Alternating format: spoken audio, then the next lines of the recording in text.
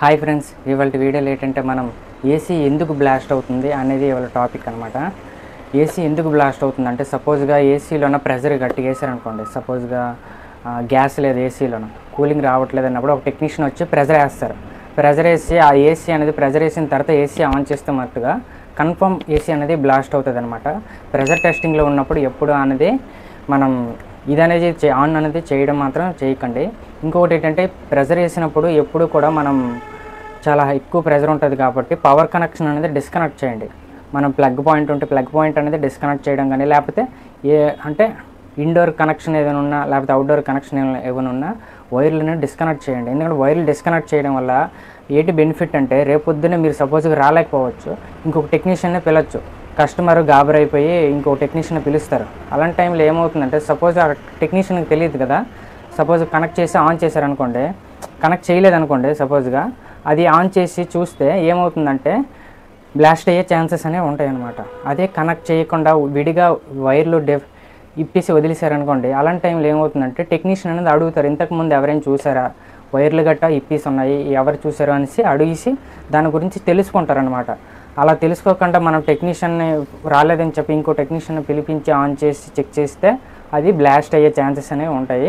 ఇంకొక ముఖ్యంగా ఏంటంటే ఎక్కువ అనేది టెంపరేచర్ ఎక్కువ ఉంటే, సపోజ్గా ఇప్పుడు ఏసీ కొనిన తర్వాత మీరు ఏంటో బయట కంప్రెసర్ అనేది ఫిక్స్ చేస్తారు కదా, ఆ కంప్రెసర్ ఫిక్స్ చేసినప్పుడు అది ఓవర్ హీట్ ఎక్కిందనుకోండి, అది సపోజ్గా 50 degrees దాటి ఎక్కువ టెంపరేచర్లో ఉన్నప్పుడు రన్ అవుతుంది అనుకోండి, అలాంటి టైంలో కూడా బ్లాస్ట్ అయిపోయే ఛాన్సెస్ ఉంటాయి. అంటే ఈ మధ్యన వచ్చిన ఏసీలు అయితే ఛాన్సెస్ ఉంటాయి. ఎందుకంటే నీ పక్కన నేను ఆల్రెడీ వీడియో పెడతాను చూడండి.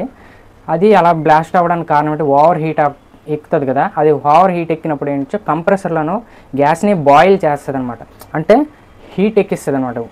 అది అలా హీట్ ఎక్కించినప్పుడు లాన్కి కూలింగ్ వెళ్తున్నప్పుడు ఏమవుతుందంటే కంప్రెసర్ అనేది ఓవర్ హీట్ ఎక్కి బ్లాస్ట్ అయ్యే ఛాన్సెస్ ఉంటాయి అనమాట. అలాగే ఏసీ అనే కాదు, ఫ్రిడ్జ్ కూడా సేమ్ ప్రాబ్లం కూడా వస్తుంది. ఫ్రిడ్జ్లోన ఎందుకు ప్రాబ్లం వస్తుంది అంటే, ఫ్రిడ్జ్లోన మనం సపోజ్గా ఒక ఫ్రిడ్జ్కి 1348 టిన్ ఉంది, చూస్తున్నారు కదా 1348 టిన్.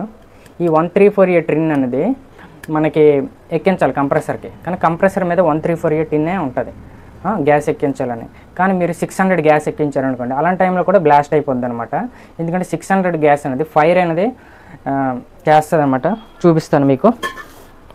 600 గ్యాస్కి చూడండి, ఇక్కడ ఫైర్ అనేది ఉంది కదా, దీనివల్ల ఏంటో ఫైర్ అనేది అవుతుంది అనమాట ఈ 600 గ్యాస్ అనేది.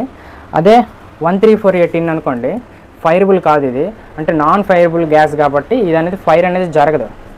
సపోజ్గా మీరు ఇది ఎక్కించిన తర్వాత ఎక్కడ బ్లాస్ట్ అవుతుంది అంటే, ఏమవుతుందంటే మనకి ఈ ఫిల్టర్ బ్లాస్ట్ అయినప్పుడు ఇందులో క్యూబ్స్ అనేవి చిన్న ఉంటాయి అనమాట, అవి తుల్లిపోయి ఫైర్ రావడం గట్ట జరుగుతుంది. ఎందుకంటే ఈ ఫిల్టర్ అనేది ఈ క్యాబ్లరీ దగ్గర జామ్ అవుతుంది అనమాట. మెయిన్ పాయింట్ ఇక్కడ ఎలాగో కాపర్ పైప్ అనేది హోల్ ఉంది కదా, ఈ హోల్ వెళ్ళి గ్యాస్ వెళ్ళి ఇక్కడ జామ్ అయినప్పుడు ఈ ఫిల్టర్లు వెళ్ళి జామ్ అయిపోయింది అనుకోండి, ఈ ఫిల్టర్ దగ్గర మనకి క్యాబ్లరీ అనేది జామ్ అయితే ఏమవుతుందంటే గ్యాస్ అనేది ఓవర్లోడ్ పడుతుంది అనమాట కంప్రెసర్ నుంచి. కంప్రెసర్ ఎలాగో పంపింగ్ చేస్తుంది కాబట్టి ఓవర్లోడ్ పడి ఫ్రిడ్జ్ కంప్రెసర్ అనే కాదు, ఏసీ కంప్రెసర్ కూడా ఇలాంటి ఫిల్టర్ అనేది ఉంటుంది. ఇప్పుడంటే ఎక్స్పెన్సివ్ వాళ్ళు గట్ట వచ్చేది ఆటోమేటిక్గా మన ఇన్నోవేటర్ టెక్నాలజీలోన ఫిల్టర్కి బదులు మనం మామూలుగా పైప్ ఫిల్టర్ అనేది యూజ్ చేస్తారు, కానీ క్యాబ్లరీ కూడా ఉంటుంది. అలాంటి టైంలో ఏమవుతుందంటే ఇది బ్లాస్ట్ అయ్యే ఛాన్సెస్ అనేది ఏసీకైనా ఫ్రిడ్జ్కైనా ఉంటుంది. కంప్రెసర్కి ఏ గ్యాస్ ఉందో ఆ గ్యాసే యూజ్ చేయాలి. సపోజ్ కంప్రెసర్కి R22 గ్యాస్ ఉందనుకోండి, R22 గ్యాసే ఎక్కించాలి. అదే R32 కంప్రెసర్ అనుకోండి, R32 కంప్రెసరే ఎక్కించాలి. 410 కంప్రెసర్ అనుకోండి, 410 కంప్రెసరే గ్యాసే ఎక్కించాలన్నమాట. మనం ఆ కంప్రెసర్కి 410 కంప్రెసర్కి R32 ఎక్కించినా లేకపోతే 22 కంప్రెసర్కి 410 గ్యాస్ ఎక్కించినా సరే బ్లాస్ట్ అనేది జరుగుతుంది అనమాట. ఇంకోటి ఏంటంటే ఇలాంటి రూమ్లో మనము బయట ఫ్యాన్ ఉంటుంది కదా, అలాంటివి ఇలాంటి రూమ్లో ఫిక్స్ చేసామంటే మొదటగా దాని ద్వారా ఏమవుతుందంటే కంప్రెసర్ అనేది ఓవర్ హీట్ ఎక్కి బ్లాస్ట్ అయ్యే ఛాన్సెస్ అనేవి ఉంటాయి అనమాట. ఎక్కువ తరచుగా కెపాసిటర్స్ అనేవి పోతాయి, కానీ ఏంటంటే బ్లాస్ట్ అయ్యే ఛాన్సెస్ ఎప్పుడు వస్తాయి అంటే టెర్మినల్ అనేది కాలిపోతుంది కదా, టెర్మినల్ కాలిపోయినప్పుడు ఫస్ట్ టైం టెర్మినల్ వేసినప్పుడు దానికి కాపర్ పైప్ వేసి చిన్న మ్యాచింగ్ అనేది చేస్తారనమాట. అది పర్మనెంట్ కాదు, ఎందుకంటే కాపర్ పైప్ వేసి మనం చెక్ చేసినప్పుడు అక్కడ టెర్మినల్ అనేది వీక్ అయిపోద్ది అనమాట. దానివల్ల ఏమవుతుందంటే కంప్రెసర్ అనేది బ్లాస్ట్ అయ్యే ఛాన్సెస్ అనేవి దగ్గర పడిపోతాయి. దాని లైఫ్ టైం అయిపోతుంది అంటే టెర్మినల్ కాలిపోతేనే దాని లైఫ్ టైం అనేది అయిపోతుంది అనమాట. ఎప్పుడైనా సరే టెర్మినల్ కాలిపోయినప్పుడు అంటే వాడచ్చు, కానీ ఏమవుతుందంటే కంప్రెసర్ అనేది పోయే ఛాన్సెస్ అనేవి దగ్గర ఉంటాయి. అంటే ప్రతిదీ బ్లాస్ట్ అవుతుందని కాదు, బ్లాస్ట్ అవ్వడానికి కొన్ని రీజన్స్ అనేవి ఉంటాయి. ఎందుకంటే బ్లాస్ట్ అనేది ఎక్కడైనా ఫిల్టర్ దగ్గర జామ్ అయిపోయినా, సపోజ్ ప్రెజర్ వేసినా సరే, లేకపోతే ఒక కంజెస్టెడ్ ఏరియాలో ఉండిపోయినా, లేకపోతే కంటిన్యూ అంటే బయట ఓవర్ టెంపరేచర్ ఉన్నా సరే అలాంటి టైంలోనే బ్లాస్ట్ అయ్యే ఛాన్సెస్ అనేవి ఉంటాయి. అలాంటప్పుడు మనం ఏం చేయాలంటే దానికి మనకి ఎలా వర్క్ అవుతుంది ఏంటనేది ప్రాపర్గా చెక్ చేయాలి. దానికోసం మనం ఏం చేయాలంటే ఒక ఎక్స్పర్ట్ టెక్నీషియన్ని మనం సంప్రదించాలన్నమాట. ఇప్పుడు ఒక టెక్నీషియన్ని చూపించి ఇంకొక టెక్నీషియన్ని మనము మార్చి చూపిస్తాము అంటే ఫస్ట్ మన ప్రాబ్లమ్ని వాళ్ళకి చెప్పాలి, వాళ్ళని వాళ్ళు చూసారని చెప్పాలి.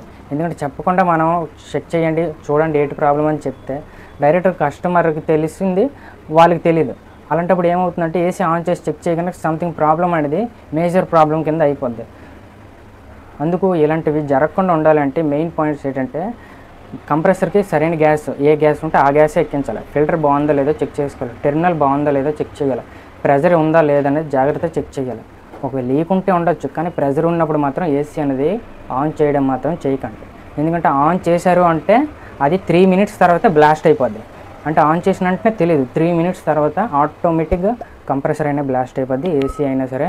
అంటే ఇన్నర్ యూనిట్ అయినా అవుటర్ యూనిట్ అయినా బ్లాస్ట్ అయిపోయే ఛాన్సెస్ అనేవి ఉంటాయి. మీకు సైన్ అండ్ ఆల్రెడీ చూపిస్తున్నాను కదా, దాని ప్రకారం అలా బ్లాస్ట్ అయిపోతాయి అనమాట. అందుకు ఒక ఎక్స్పర్ట్ టెక్నీషియన్ని, ఒక సీనియర్ టెక్నీషియన్ని మీరు వాళ్ళ చేత చేయించుకోండి.